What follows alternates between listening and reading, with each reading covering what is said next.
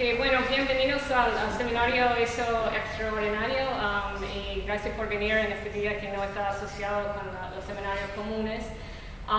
Y en esta instancia tenemos una visita extraordinaria también. Y es la profesora Amy Zanne, es una colaboradora en la cual yo había estado trabajando varios años con ella. Amy viene del lado de hacer su doctorado en la Universidad de Florida. Y también después ella trabajó en la Universidad de Missouri, St. Louis, como profesor.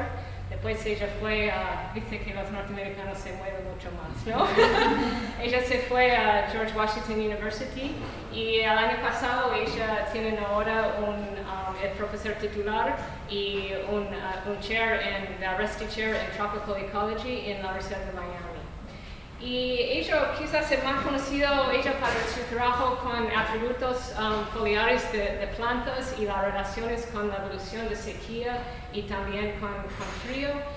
Pero más recientemente, en los últimos años, está muy enfocado en tratar de entender cómo afecta el ciclo de carbono a la decomposición de madera. Entonces, y ella había trabajado en muchos lugares en el mundo. Había trabajado en África, había trabajado muchos años en Australia, pero eso es su primera visita a América del Sur, así que ella está haciéndose un año de sabático en la Universidad de Campinas en Brasil, y justamente una cosa que está tratando de hacer es generar colaboraciones y conexiones entre grupos que está trabajando. Ampliamente dicho, Tropical Ecology, la ecología tropical, pero ella está... personalmente es una de las personas que más me había impresionado de eso de formar colaboraciones, interactuar con gente, hacer conexiones entre grupos y organizarlos. Así que es una cosa que yo nunca podría hacer, la manera en la cual ella organiza a la gente y saca lo mejor de este tipo de interacciones más grandes. Y ella va a contar un poco de un proyecto en el cual varias de nosotros acá de FIBA están involucrados en un experimento global que tiene que ver con las termitas. Así que entonces le paso a Amy. Ella no entendió mucho de eso, pero después yo le voy a decir lo que... y una cosa que hay dos cosas. Durante la presentación, si tienen preguntas, se pueden preguntar. Y el otro es que si no te animas a preguntar en inglés, por favor, síguelo en castellano y yo lo paso la información y podemos hacerlo. Entonces, porque ella está muy interesada en ver lo que ustedes piensan también. Así que bueno, le paso al otro Amy, así que bueno. Gracias, Amy. So is this okay, Sebastian? It's okay. Okay, perfect. Thank you. So thank you so much for coming here today to see my seminar. I know it's an extra day. Thank you for bearing with me through English. So again, stop me along the way. Any questions, feel free to say in Spanish and Amy can help me translate. Because I want to have this be a fun story for all of us to journey together and hear about my different work. So please do stop me along the way. And so I'm going to tell you some work that I've been doing studying termites. As Amy said, I'm based in Miami, but here in South America and Brazil right now, and hopefully visiting you all again. So it's a delight to be here. And so just to introduce you a little bit to my group, I have a history of assembling large databases on traits for things like plants, termites, and fungi in order to be able to ask broad-scale global questions on the functional ecology and the macroevolution. And that's been a lot of my background work. I also then have been looking at how these organisms interact with one another to then affect what are the consequences of how these organisms are constructed and interacting on cycles such as carbon. So we're going to talk a lot about that today. And so this is part of a project where we're studying wood, termites, and fungi. And so I'll take you along on some journeys there.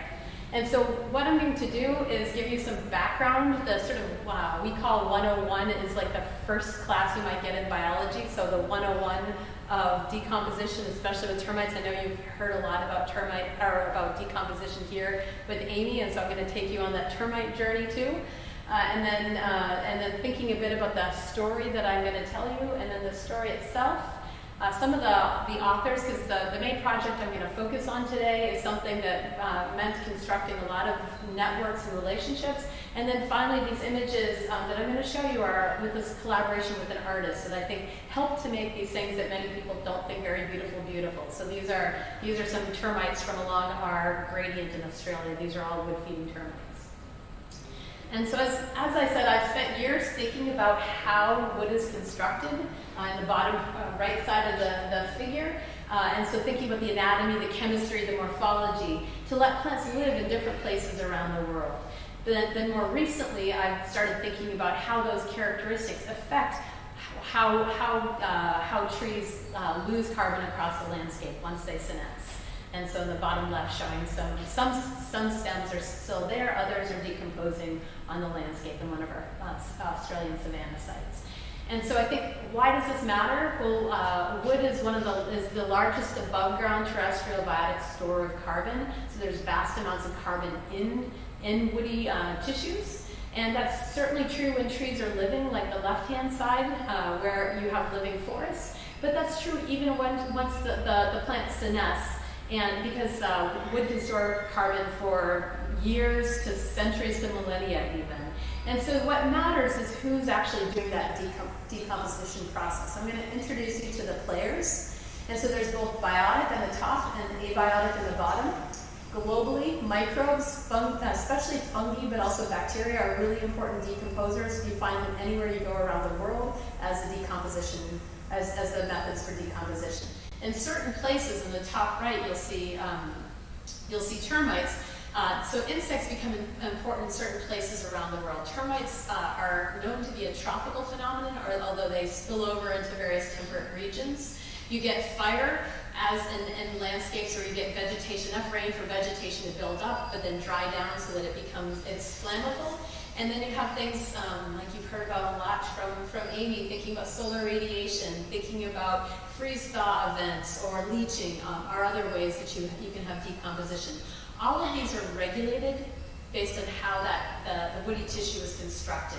So tissue with higher, for the biotic decayers, it's thought that as you increase the nutrients, nitrogen, phosphorus, these sorts of things, you have faster decay or more carbon, especially in recalcitrant polymers like lignin, you have slower decay.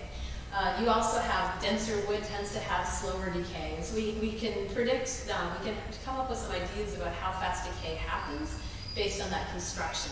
What also matters is the environment. So generally we think that things decompose faster in warm, wet places. A lot of these processes happen faster in warm, wet places. So we're going to be talking a bit about that today. One of the variables that I'm going to talk about today are Q10s.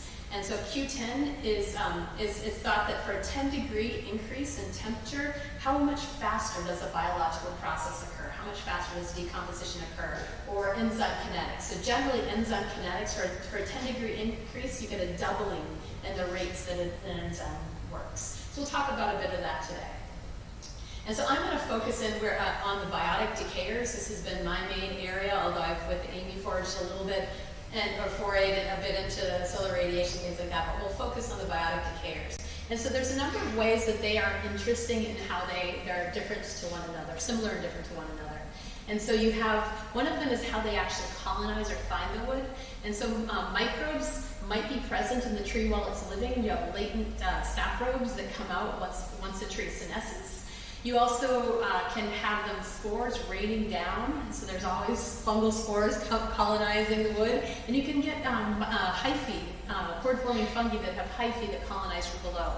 So you might not be able to predict that a given species of fungi is there, but there's lots of ways, that there's going to be a blanket of microbes on that wood that easily gets there. Termites are animals. They have to go out and search for their food. They're ectotherms, so they're temperature dependent. And so you'll have a termite find a piece of wood, and then it has to recruit its friends. So you have this discovery process before decomposition really happens.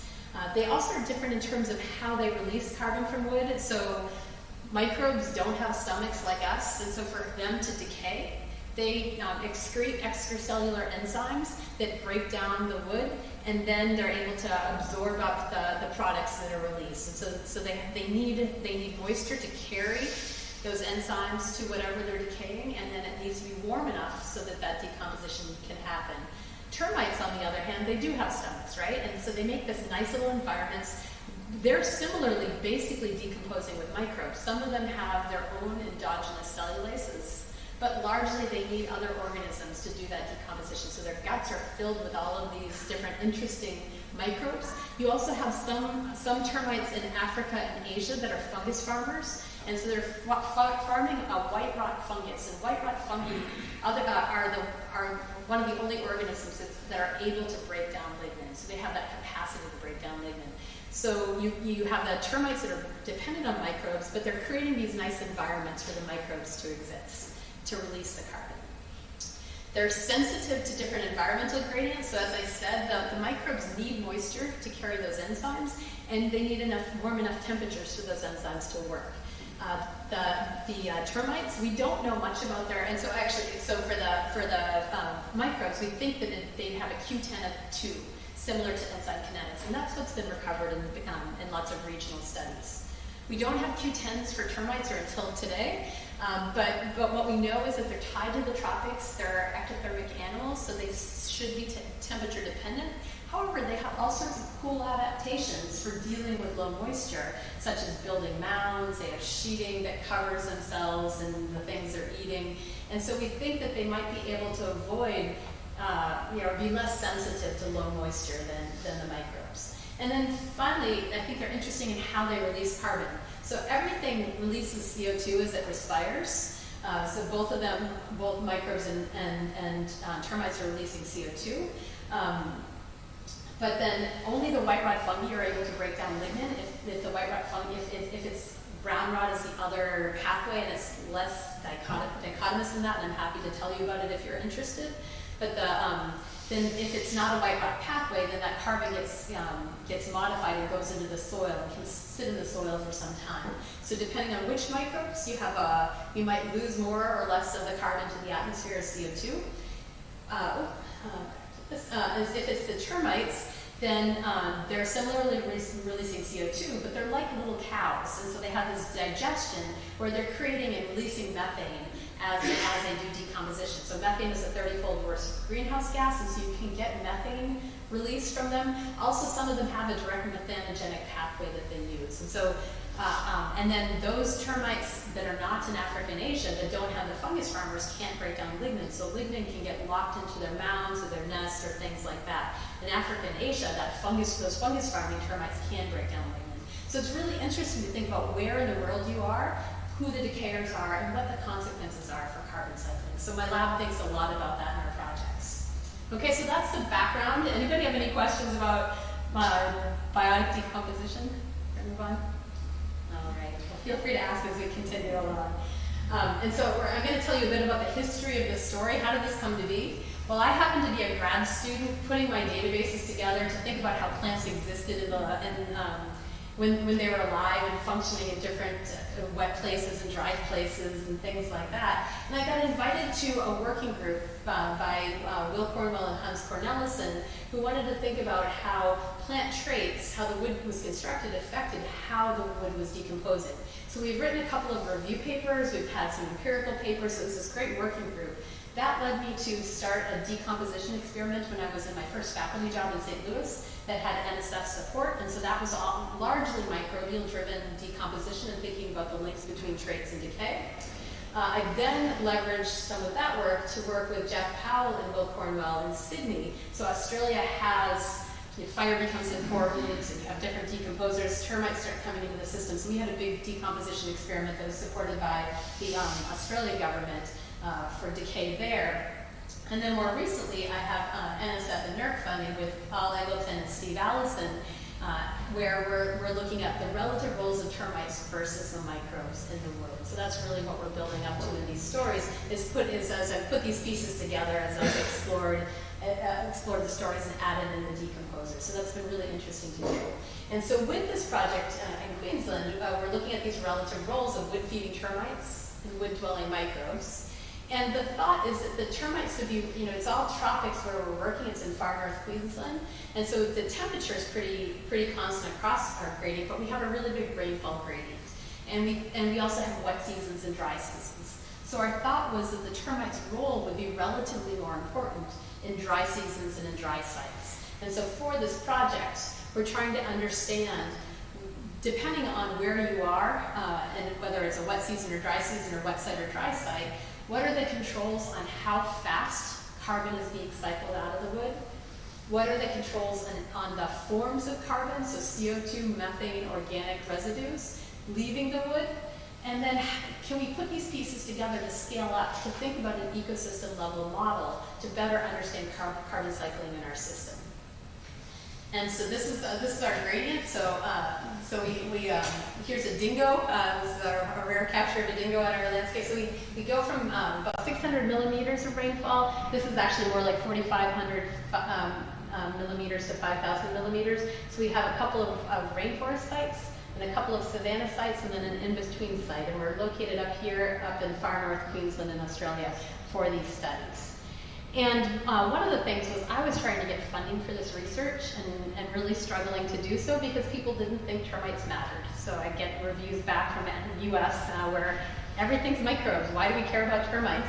And so what I did was with Alex Cheeseman and Lucas Cernasak, we did a pilot study. We came up with a pretty simple protocol. We took radiata pine, which only grows in Monterey, California, but it's planted everywhere. So we could easily get it. We dried it down and weighed it. We wrapped it in mesh that kept out the termites, and we cut holes in the bottom for some of the termites to get in. So it was a simple protocol that we said, let's look to see if we go to the driest of the savanna site, or the savanna site and the rainforest site, the two endpoints of that gradient. Let's do a short, one-year experiment and look at the effect of the dry season after 6 months, and then the dry season plus a wet season after 12 months on mass loss. And so you have a figure here that I'm showing. On the left-hand panel is the dry season, and then the right-hand panel is the dry season plus the wet season. And you see the savanna and the rainforest in each, and then if it's exposed to termites with the holes in the bottom, it's in the gray. What you see is that after just the dry season, rainforest, not surprisingly, has more moisture, you have faster decomposition, but termites didn't elevate decay at all. So they seem to be sensitive to the dry. There was very little discovery and decomposition of our blocks across the dry season. And I can tell you more about that as we go on. On the right-hand panel, what you see is again, after 12 months, you have higher total decay when you add in a wet season, and the rainforest site again had higher decomposition than the savanna. But what's interesting is you see that termites now found both sites, but they similarly elevated decay both in the rainforest and the savanna. So we're not seeing that termites do better when it's dry at the dry season, nor do we see termites doing better in the dry site. They do equally well after the rain. So they're kind of behaving differently in our sites than we expected. So that was our pilot. Meanwhile, I managed to use that to get my big NSF NERC grant. And so with that, we're working along that gradient, and we're asking all sorts of questions. So we want to know who are the termites in our system, where are they located along that gradient, how much turnover do you get from rainforest to savanna. We wanted to understand how much woody biomass is there and living in dead trees, because as we're trying to model the carbon moving through the system, we need to know the inputs as well as the outputs, so we're measuring the carbon in the landscape. We also want to know how fast the wood is decomposing, the rates, as well as the phase, and what forms is that carbon leaving. So we're measuring all of these pieces. I'm going to spend a little bit of time describing some of where we've gotten to today. We've got one more year in the grant. And so this is Becca, my recent PhD student whose dissertation was on termites. And so what she did was she worked from the dry to the wet sites, and these are quarter-hectare plots. Anything in green are where she found termite mounds. So you can see that she had many more termite mounds in the dry sites than the wet sites. She really found almost no termite mounds in the wet in Australia. And for those of you online, you can see that on the left-hand side is the green and the gray. So the green are the termite mounds. If you look at the bottom right, this is where she broke up pieces of wood and looked for termites in them. The red bars, and then in this case, the gradient goes from on the driest side on the left, or the wettest side on the left to the driest side on the dry. So it kind of flips the axes. It's a little bit confusing, but this is the number of pieces of dead wood. In red bars, it's the amount of dead wood. And so you can see that the total amount of dead wood is higher in the wettest sites, the tallest red bars. Fungal damage is that sort of turquoise, so more fungal damage in the wet sites. But you start looking at both termite damage and termite presence, and you see that those sort of those second two bars, the orangish bars, are increasing as you get to the drier sites. So more of the deadwood had termites in them and had termite damage in them in the drier sites. So it seems like this trade-off between in our wetter sites you have more of the deadwood with the fungal pathway or microbial pathway, and the drier sites more termite damage. We also measured living in dead biomass across these landscapes, and so as you can see in the rainforest on the right, there's a lot more vegetation that we're mucking through versus in the savanna sites. And so there's greater living in deadwood biomass in the rainforest than in the savanna. One of the things that's interesting about our system is we knew in our savannas that we have this termite Coptotermes acinasiformes that's shown next to the tree with the mound. And this termite is known to hollow out the insides of trees. And so if you've ever heard of a didgeridoo, the Aborigines make didgeridoos from, they're a musical instrument that's a termite derived. So you have termites hollowing out the insides of these trees in the savanna. And so we knew that biomass was missing. So our biomass estimations that we use from calculating the diameter and the height and things like that people typically use were going to be off. And we wanted to know how off we were going to be. So what we did was we took this resistograph drill that has a small stylus and drills through the tree to look for the amount of damage in the tree. And so we wanted to know how much internal stem damage is sitting in living trees across our gradient. There's been some studies done in rainforests in Borneo and also in Brazil, where they found that about 7% of trees in the rainforest have internal stem damage. So we wanted to see how that changes along our gradient. We also wanted to see if we could predict how much damage had occurred. And so we thought that maybe bigger trees would be there for longer amounts of time and accumulate more internal stem damage. We thought that denser wooded trees would be harder for the biotic decayers to decompose, so denser wood would have lower damage. We thought that where you had more termites, you might have greater decay, because that's what we saw in our system, and that's also the driest site. So we had some predictions about where damage might be, and then we wanted to see how do these, if we incorporate this biomass missing, how does this affect our biomass estimates?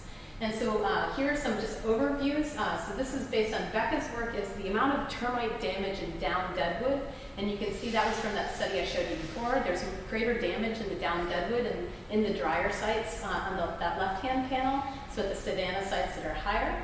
And then you have, on the next three figures, you have going on the left is the savannas, the driest savanna, to the right, the wettest rainforest. You can see that the stem damage, which is the panel B, the highest stem damage is in the driest sites, in the savanna sites. So we're getting greater internal stem damage in the driest sites, which aligns with what we're seeing with this hollowing by the termite. We look at we don't see variation in diameter, the diameter at breast height, so the tree sizes are sort of similar across the gradient, not significantly different. And then what we see is the densest wood are at our driest sites. Okay, so that's kind of the distribution of some of our predictors. Let's now look at how we estimate or how we understand variation in internal stem damage. So I'm showing you two panels. On the y-axis is the amount of internal stem damage, higher internal stem damage, higher up in that axis. And the left-hand panel is our rainfall gradient. So we go from on the left-hand side, the driest site, to the wettest site, the rainforest on the right. And then on the second panel, we have the amount of termite damage in down deadwood from Becca's study. So we go from no damage to high damage. Each of these variables was significant, and they interacted with wood density, which is that bar that goes from red to blue. So higher wood density are the redder colors. And so let's first start with the left-hand panel with the precipitation. So blue means that it's a low-density wood, right? And so what you see is that the low-density wood in blue has a positive, that you have increasing internal stem damage in lighter wood at wetter sites. As you get to wetter and wetter, it's positive, it's not strongly positive.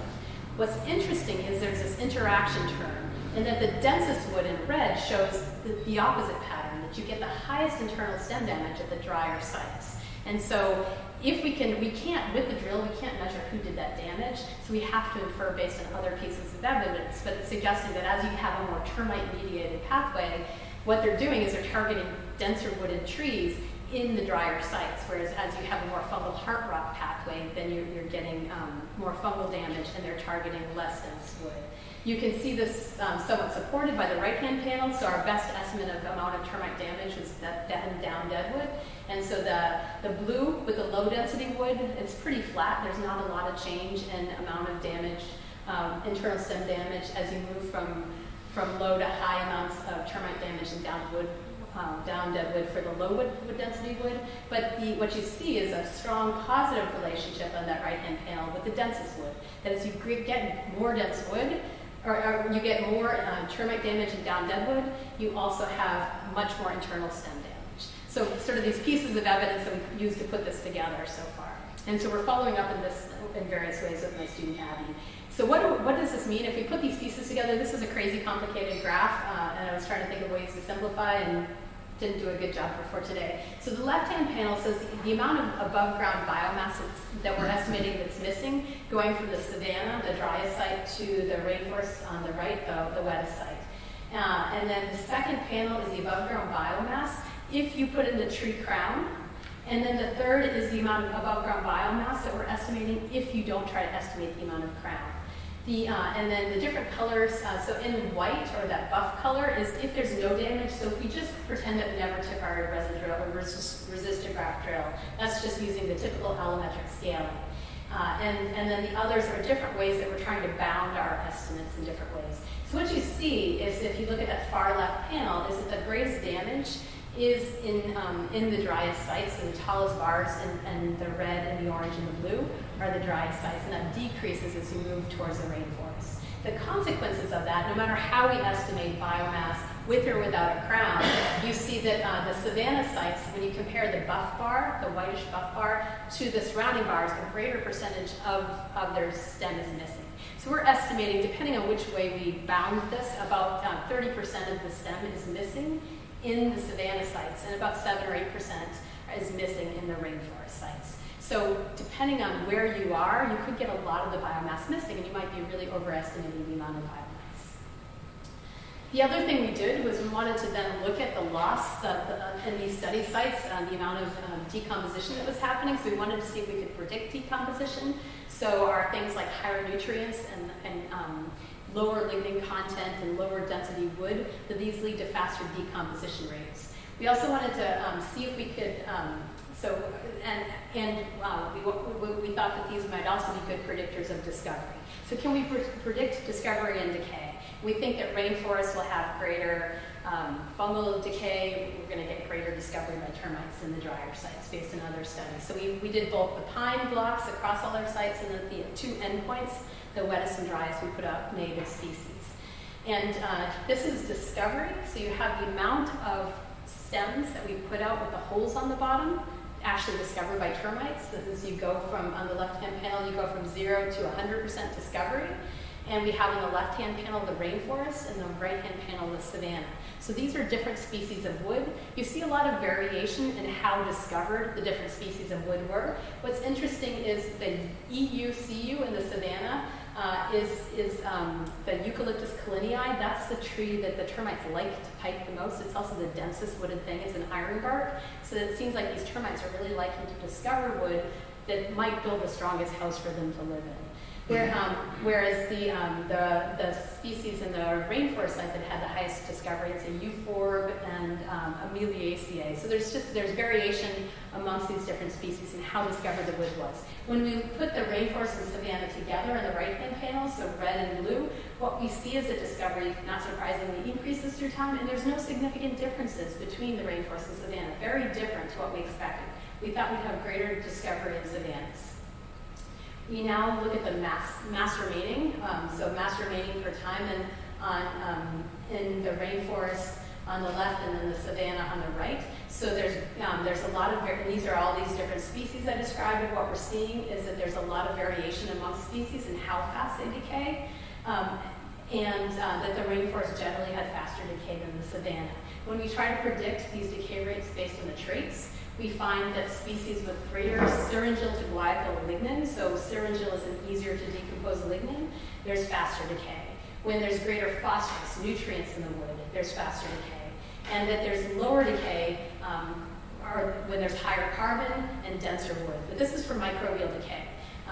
We did a bad job of predicting termite decay, and this is in part because we didn't have very many hits. So we're starting to learn about, and so what this meant, which was really interesting, was you have the rainforest on the left and the savanna on the right with the amount of mass remaining, and you have termite discovery in blue and termite discovered in orange and termite not discovered in blue. And what you see is that termites only affected decomposition in the wettest site. So our systems are operating very differently to what we expected here, and I have some thoughts about that I'd be happy to share. But so we're starting to put together pieces in the system. We've also we have an ERGA, that big orange box that you see in the upper right, and we're measuring CO2 and methane efflux. When we harvest the wood, in termite mounds on the bottom right, there's Abby with mesocosms, where we're growing termites in buckets and feeding them different species of wood. Abby's also running around and measuring CO2 and methane from termite mounds in the field. So we're trying to understand variation and methane and CO2 efflux from termites and microbes. And we're finding that depending on the wood species, you get different amounts of methane and CO2 ratios and these sorts of things. So this is sort of a work in progress here. That's another piece of the puzzle. So we're learning cool things about this system in Australia. But that's just one point. It's known to have some anomalous termites. And so we really wanted to try to understand at a broader scale. So this is where we really went global. And it's fun to present this here because I think 3 people here in the room that are part of the study. So Amy, Luis, and Soledad. And so it's fun to be able to show you some of how I saw this being put together and then the contributions. And so we did the pilot study, and I happened to be in Australia setting up the project and talking to people. There's the Turn super site, which is the upper left panel. And the super sites they have flux towers at 16 sites around Australia. They're doing lots of things to measure productivity, how much biomass is being generated, but they aren't measuring how biomass is being lost in the system. And so they really liked our little simple protocol of the radiata blocks in the mesh. I happened to be on sabbatical that year in Bordeaux, traveling around to different places in the world, describing this study, and so people kept saying, "Oh, I'd love to join. That sounds really interesting." So I kind of accumulated people by word of mouth, and then I posted up on social media, both Facebook and Twitter, sent around emails to friends, and I started engaging with people, having all sorts of discussions with people I'd never met in the world who wanted to join our project. So we ended up posting on Google Drive protocols and spreadsheets, and people posted their data and their pictures and things like that. So it worked well because we went over the pandemic time, and so it was a great place to have this project where people could interact with collaboratively virtually while still collecting data in the field, and we could hear all sorts of stories of what it took to collect some of those data. And so you can see we ended up with 108 collaborators around the globe at 133 sites. We had 20 countries and 6 continents. And so here you can see New Zealand and the Alps. There are Twitter posts, and this is Alberto's dad who's helping him in the Alps to deploy the experiment. And so let's dig into this story a little bit. And so the fun thing, this just came out, as some of you know. About a week and a half ago, we were the cover of Science with termites, which was super fun. This is carton nest material of termites from Australia, and you'll recognize some of the names on this list. Probably one of the coolest things was we got picked up by First Dog in the Moon, which is a cartoonist for The Guardian that's sort of a lefty political cartoon. And the First Dog in the Moon commented, "The termite scientists, is there a better job in the world?" No. And I would tend to agree. So if this is a pretty fun cartoon if you want to read it. Termites love climate change even more than oil companies love government subsidies. So it's a funny piece that describes our work. There is an error, and if you spot it, I can come up with a coffee or something like that for you. So they got most of it correct. And so again, with this, we wanted to look globally at the climate sensitivities of wood-dwelling microbes and wood-feeding termites, and thinking that microbial decay would be highest in the warm and wet locations in the world because of those enzyme kinetics and things like that I described. Termite discovery and decay we thought would be highest in warm tropical locations, but less sensitive to precipitation. And so these were the questions we wanted to address. Here are our study sites. So we're equally in the northern and southern hemispheres. We're equally in tropical and temperate. We have huge gaps missing in parts of the world, but we did a pretty good job of capturing latitudinal gradients. And you can see here's an example of some mesh with these are radiata pine. If you look at the Whitaker biomes here, you'll see that the tundra in blue was poorly captured. You have on the y-axis mean annual precipitation and x-axis mean annual temperature with different biomes. But we had pretty some coverage of at least all of their biomes to a more or less degree. Here are examples of the blocks, and so after a year of decomposition, on the upper left you have termite decay, and at the same site just microbial decay. And the bottom is a block from the pilot study. We put the wood out, it weighed 180 grams. When I brought it back in, which is that bottom right, it weighed 300 grams, but only 3 grams of it was wood. So you see that tiny little group of a little bit of wood in the upper left-hand corner. That's all the wood that was remaining. So the termites imported all of the soil into the bag. We looked at decay for this experiment in terms of decay constants, K, and we contrasted wood that had been discovered by termites versus wood that had not been discovered. If it wasn't discovered by termites, it was undergoing a microbial process. We also looked at discovery, so what percentage of the blocks that allowed termites in were actually discovered. And we looked at the models looking at mean annual temperature, mean annual precipitation, and their interaction. So I'll show you the results of this. And so here you have the microbial decomposition, you have the decay constant, so higher values of K, faster decomposition rates, and you have mean annual temperature on the x-axis. What we see is that in this model, only temperature was kept in the model, precipitation was not included. It was not significant. We also see that the Q10 was 1.7. This was not significantly different to 2, so you basically recovered what people have shown at regional scales of a Q10 of 2, and basically a doubling of the rate of decay by microbes with a 10-degree increase in temperature. If we turn to the termites, so now we've added in termites into the system, and again, only temperature was kept in the model, precipitation was not significant. What we see is that we don't get termites until warmer temperatures. Termites don't have an effect on decay until warmer temperatures, but once they come in, they have a really high Q10, so a Q10 of almost 7. So they're 4 times more sensitive to temperature than microbes.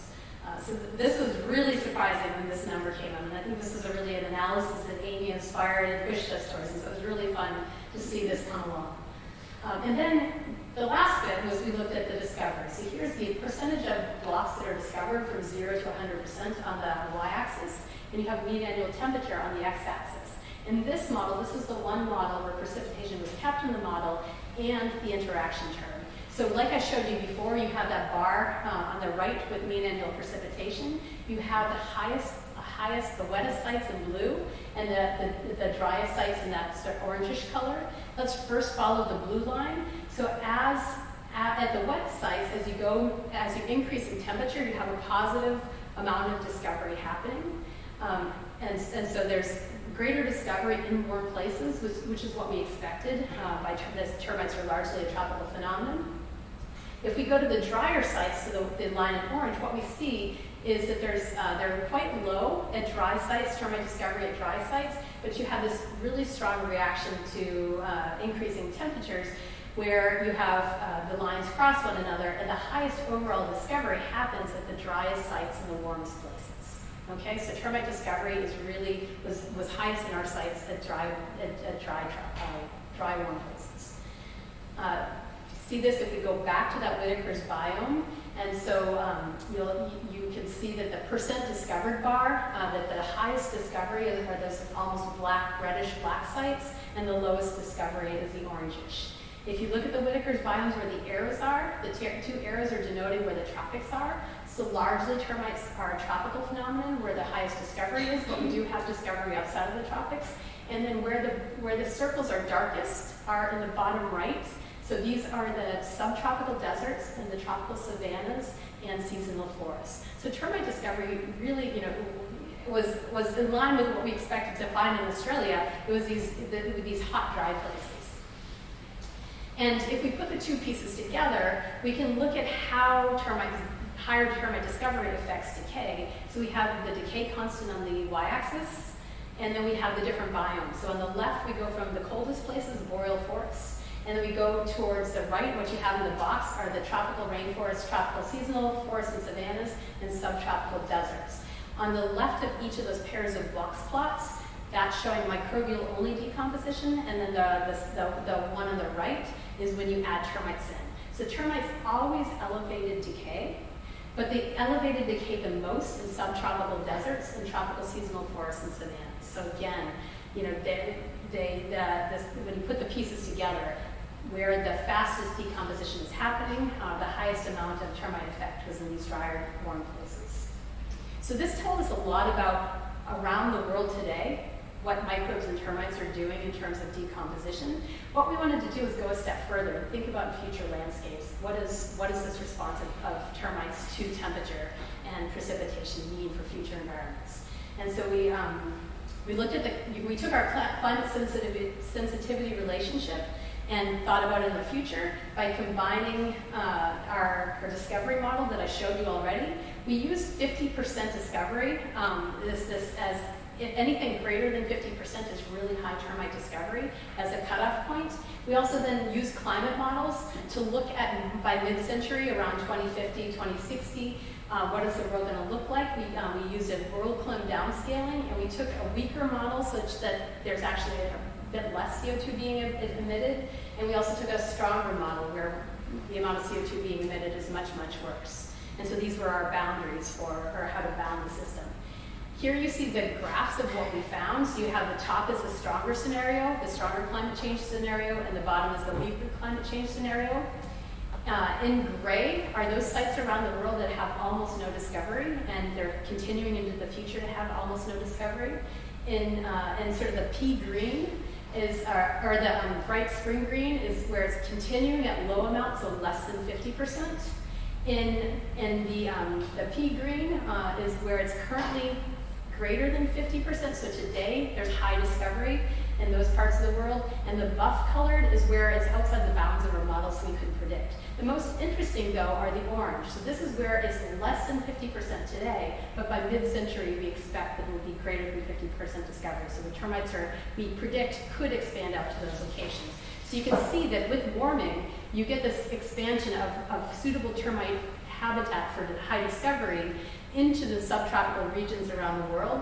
So certainly where I am in Florida and southern parts of the US are having a very suitable habitat, but the bigger effect is in the southern hemisphere, especially Africa, but also in parts of Central and South America.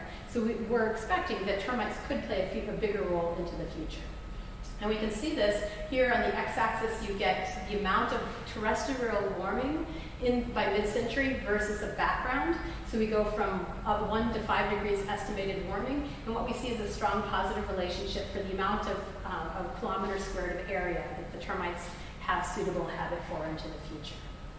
Okay, so overall, what we found is that microbes have the decay is highest in warm locations, but not wet locations. So that was interesting and surprising. We also found high termite discovery and decay in warm locations, much more sensitive to temperature than the microbes, but that only the discovery part was sensitive to precipitation. So that was interesting too.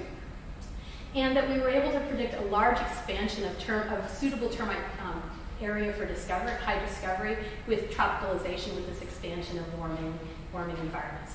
So that was our overall story, kind of the big picture of where we got to with this. We have a lot of ongoing other pieces to look at with the study, which is pretty fun. So we'll look at the microbes in the wood, and we'll look at things like the changes in chemistry through time and things like that. So there's still a bunch of pieces to go with this project.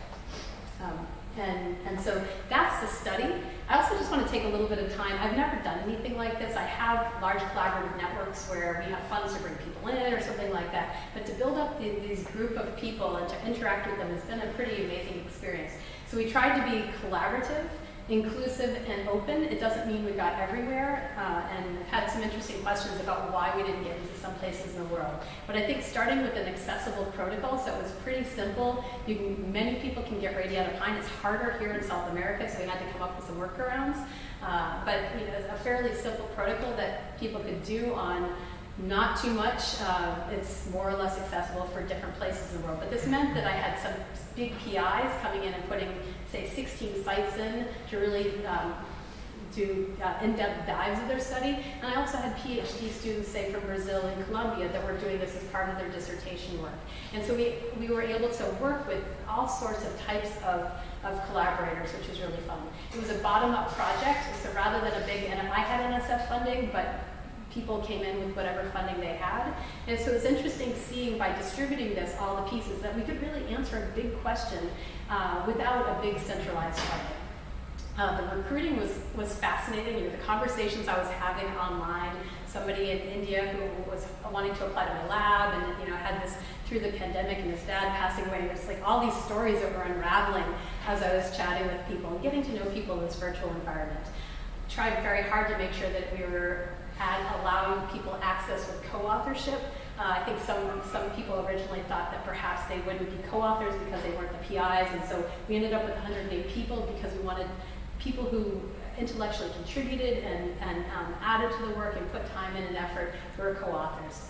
And then I wanted to make sure that people are recognized. So I had done enough of entering 108 names and multiple journals and different things. And so I ended up trying to look at everybody's Twitter feed so that everybody who was part of the group was named on Twitter if I knew that that was actually their name. So trying to make sure that it wasn't just the PIs that were having calling out the name. So it ended up just like really interesting conversations with all sorts of people in places of the world. One of the things that we did, which was a fun suggestion by somebody, was I haven't met many of these people, never mind one another. So I had 2 Zooms 12 hours apart where we celebrated the day of the release of the paper. And so at one point we had 6 continents all in one Zoom call, and we had 2 people from Africa and only 1 person from North America. So it was a great representation of the Southern Hemisphere. It was pretty fun. And so the other thing that we did, my research, I tried to make it open and to do my science openly and have the data shareable. This is important because I think it allows people to double check your numbers.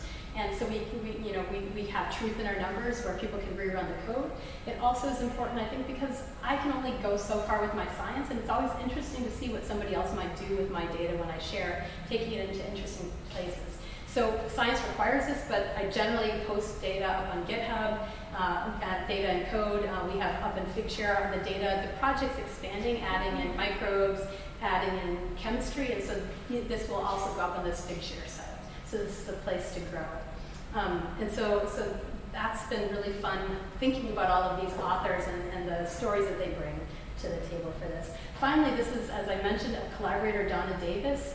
I happened to be up in Cairns setting up my project, and in Australia at the Botanic Gardens, and they had this exhibit. I think I went in for basket weaving and came away with a collaborator, which was amazing. So she is an artist who was working with mycologists and botanists with an endangered melaleuca, but she wanted to show the importance of the unseen players in the system, which were mycorrhizal fungi. And so I started hearing these words of mycorrhizae, fungi, decompose, or whatever, nutrient uptake, and so I went around the corner and started chatting, and we have to, in NSF, we do broader impacts, and I changed my broader impacts from engaging stakeholders, whatever that means, to helping, supporting her so that we could collaborate. And so it was amazing getting to do this. Amy actually, when she was giving a talk at the invited talk at the Ecological Society of Australia, we ended up being able to go out with Donna and seeing her field site where she did this project. So it was really fun to start to talk with her. She came out to the field with us in June 2019. So she was bending over our shoulder saying, so why are you sticking that liquid in that tube? And so it pushed us to have to explain what we were doing. And so she'd say, sorry for this pesky question. It's not pesky questions, but it made us like stop and not just be robots doing things, but really thinking deeply about our science. Here's Steve Allison, one of my collaborators, wearing one of her pieces. These are termites screened onto the silk. She was supposed to go to the Natural History Museum of London, but with the pandemic couldn't. So she ended up doing virtual residencies. She spent a month rotating amongst labs, which meant she had much more outreach with people in our labs. She worked with our students. It was like sort of the safety net with the pandemic. She started developing a card game called Let's Rot to think about decomposition, the process of decomposition. So it was really a way she was a glue for our students. She also helped them to think about science communication. And so I've done, so here's some of her pieces. So she's done, with us, she's doing virtual events. November 2nd, we're gonna have a scientist artist panel discussion, and she's gonna be virtual at the University of Miami galleries. So if anybody wants to see that, let me know. You can go online and look at Vimeo, and she has a bunch of amazing videos that you can see. This is where she was in Queensland. She's been showing around Australia. This is Donna here. Darren Crane is another scientist that's been working with her. He and I have had panel discussions with her, which has been really interesting to think. We're both doing creative work, right? To be a scientist, we need to be creative. We have different products, perhaps, but we have, in some ways, a similar process. So it was fun discussing what adding an artist does. Here's one of her pieces. These are all frames that she's made. This is for termites, this is for microbes, and this is for wood. She's made these physical frames. These are pictures of Becca's termites along our gradient. This goes from the high rainfall to low rainfall of the termites. And you have termites that are kaleidoscopic, zooming around in these spaces. And so it's this was called Mirror, Mirror on the Wall. So if you know Snow White and the Seven Dwarfs, where, who's the fairest of them all, trying to make these things that we think ugly beautiful, and what does it take to make them beautiful? I think, what this has really made me think about is science communication. So how Donna has been able to communicate. Steve Allison has a video about termites you can find on YouTube with us. Donna has been bringing her visuals. I worked with a podcast to describe the project, which is really interesting, thinking about how I delivered that content. So going beyond my usual scientist audiences to kind of convey this. My mom's always the person that I go to try it out, because she's not a scientist, and seeing how it is with her. So I will stop there and end with these end with this slide. These are questions that my student Becker, or fun facts that my student Becker wrote about termites that you can read about. And this is artwork that Donna put together with her little termites. I'm currently searching for grad students, and I'm going to advertise for postdocs soon. So if you know anybody who might want to join my lab, please have them contact me. So I'll stop there and take any questions.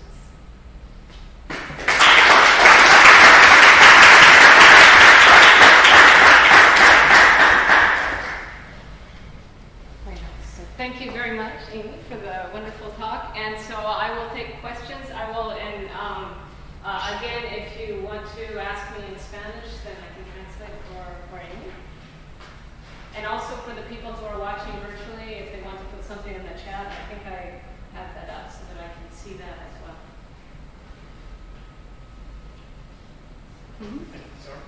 Thank you, Amy. That was a fantastic talk.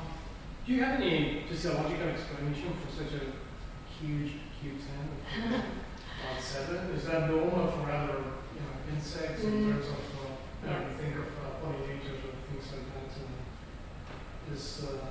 Are there any references in terms of Q10 for other insect activities? It's a great idea. I haven't looked for other insects. I've not studied. Amy's more of the expert with the Q10s, but thinking about those, but for insects, no. And that's, from everything that I've read, that's like a crazy number. And anytime I've mentioned this to any of the people that think about microbes and decomposition and things, it's pretty unheard of. So when I went to some meetings and talking to some of the modelers, they were scratching their heads and saying, okay, we need to think about this process. Not sure. There's parts that they do depend on enzymes, so they should have that similar Q10. Why they're so tied to the tropics? You have ants running around the world. Termites, they're soft-bodied and smushy, so they're pretty responsive to being exposed to things, but they do things like the sheeting and covering themselves and things like that to protect themselves. So it's more of a community level response. I don't know. That's a great question, Carlos. I'm not sure. But for this discovery actually means that the insect discovered a piece of wood and accepted that too, right? Yeah, so it's not just like facility of the insect or what? Yeah, so they can find the wood. We wouldn't have been able to detect it if they found a piece of wood but rejected it. So we needed to have some signs that termites colonized onto that piece of wood and were there. So we used all sorts of things, the mudding, the holes, these sorts of things to separate out, is this a termite or not? And so it's not just that they found it. We just debated a lot about what to call discovery, but colonization is more that they found it there. We don't listen. So anyway, but yes, they had to go back and recruit their friends from the colony to come. And some termites nest within the pieces of wood. I don't think probably with our wood they did because of the size. But we did find sometimes just teeming with termites and sort of falling out, and amazing abundance of termites in the pieces of wood. The thing that's interesting too, and sort of unresolved, is and why we had the ergas measuring the mounds and the pieces of wood was that they're not decomposing that wood usually in situ. They're taking it back to their mounds, their nests. And so we're not only partially capturing with respiration on pieces of wood actually what the amount of decomposition of pathways of the carbon. So that's where we need to move back into the mounds to look at those. So that's wandering away from your question about discovery. But yes, they have to recruit their friends in order to get very much of that happening. And we see more or less. A lot of times, we left the wood out there for 6 months, 12 months. So decomposition, the discovery could have happened any time in that window. And so we don't really know how long ago. So we had to look for the legacy. We could find them or the legacies of their timeline.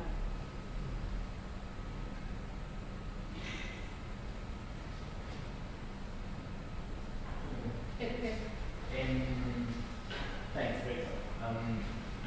How do you think that those two pathways that you mentioned differ on their average carbon use efficiency? Because I was thinking that maybe due to their differences in their sensitivity to temperature or to increased temperature, it could be interesting to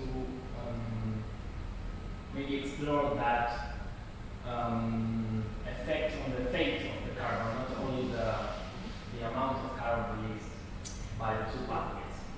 Right, yeah, so, and that's what we're trying to do with the Queensland work, but we couldn't send ergas around to the world, so we didn't do that at the global scale.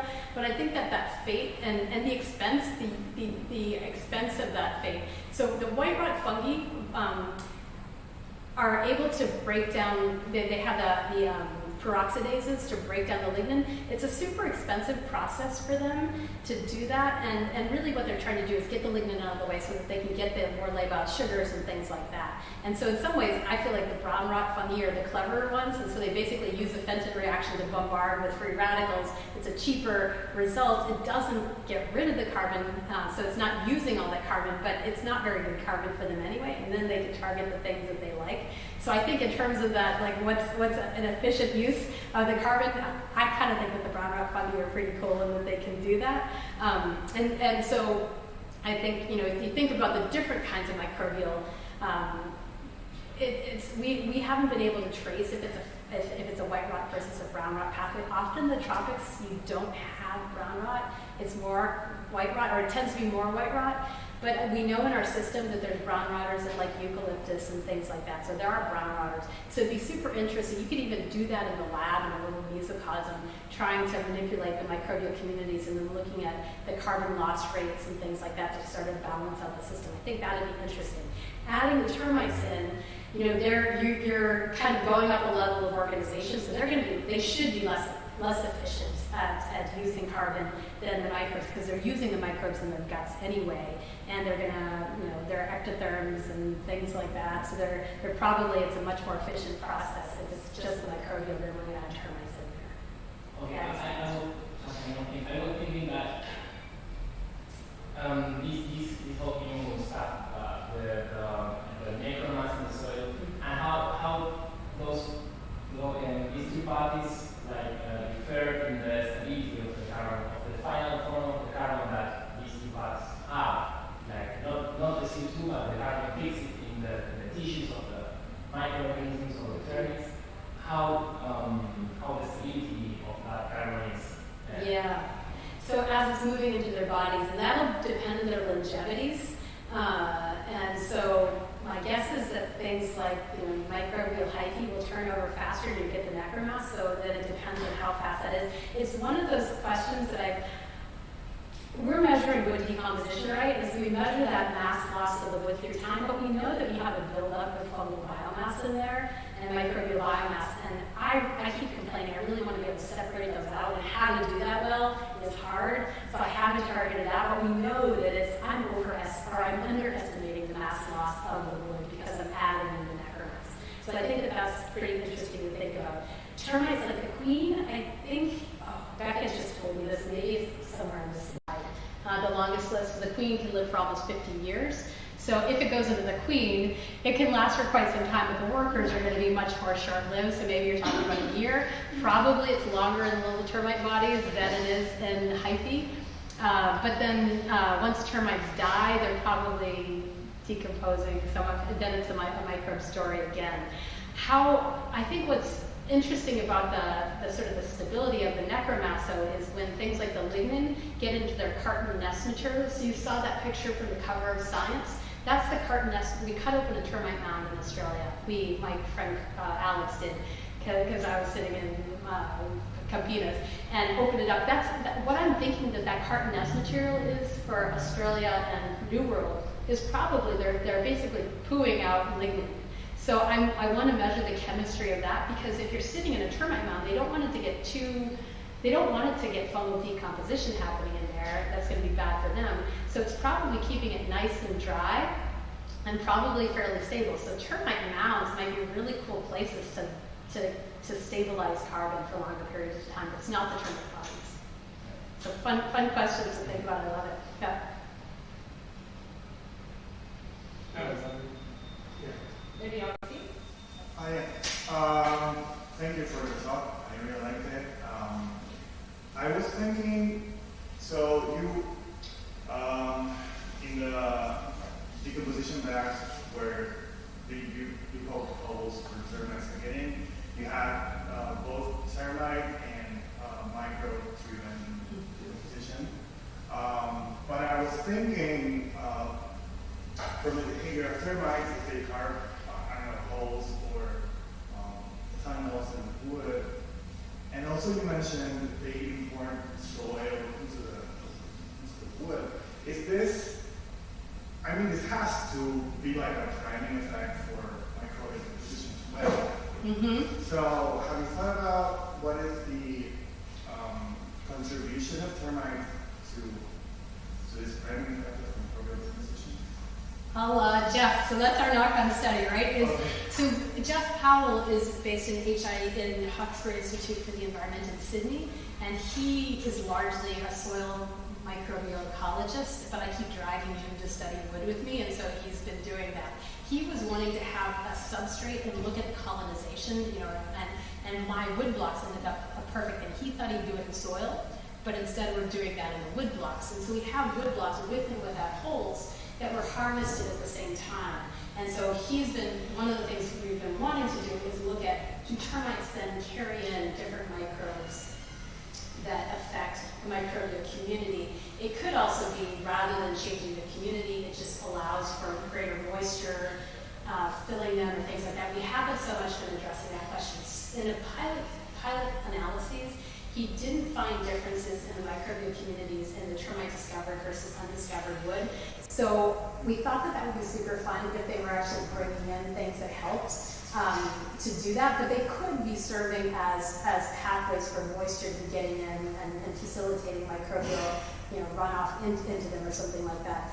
The other thing is the opposite way has been suggested, that you can get some really dense wooded species that termites can't eat, and that you first have to have microbial softening that then allows the termites to come in. There's a study from Panama. So I think one of the areas I'd love to go in the future, and Amy and I have been talking about this, is thinking about how these different decomposers interact, because presumably termites and fungi are fighting for the same resources. So maybe the fungi are producing insecticides and the termites are producing fungicides to keep them out, or maybe they're facilitating one another's process. And so I'd love to explore that further. We've been thinking about some ways. It's a really fun question. I mean, for the global experiment, we used a common substrate, which is what we have at once. But then you showed that there were big differences among species in terms of discovery. Yeah. Do you have any idea if the insects are cued by volatile compounds or things like that? They must be. This is where so far we've done a really bad job. So this is going to be back a fair bit. I won't go back to it. We actually, in that graph, so we just put it into review, and the complaint was we had nothing common across the gradient because we wanted to work on the native species at the site, but we had the radiata pine. And if you look at that, the radiata pine, I think, had much higher discovery than most of the native species do. So making us so how much we can use our global study to then say something about native species, I think we have to be very careful there. I'm guessing, Theo Evans is a termite expert based in Australia, and he was saying that we had to cook our pine blocks at 120 degrees Celsius for 2 days or something because of the polyphenols. And he said that the zoodetermines don't like those. So I think that they're definitely cueing into various compounds on the wood. We had low, in the Australia project where we're looking at the native species, the discovery was so low that we don't have a good handle on what they liked and didn't like. And especially we weren't able to predict their discovery and decay based on the traits at all. So we hemmed and hawed about this a bit in the review paper about what they might like. Or termite mounds foster their own nitrogen fixing bacteria, so maybe they're not nitrogen limited, I don't know. And there's termites line their mandibles with different metals, manganese and zinc, to help them with denser wood. And so the drywood termites, I think zinc is a harder to get substrate. And so the drywoods that live just up in the trees where the wood is drier and harder, I think that they get zinc for their mandibles. So if they're cueing in on the volatiles that tell them something, I think that there's a secondary chemistry story. You saw those respiration rates, and the methane is, every time we measure methane in wood, there's always termites in there. And we saw that there's the methane to CO2 ratios varied across those different wood species. What was interesting was wood density didn't predict it, but the one that had the lowest methane to CO2 ratios was something in the, I think, Apostanaceae, which has nasty alkaloids, so they didn't like that much at all. So I'm sure that they're cueing in chemosensory cues to tell them what they might like and not like. I think we can do some behavior experiments together, perhaps. So if there aren't any more questions, I think we can thank Amy again for the really interesting presentation.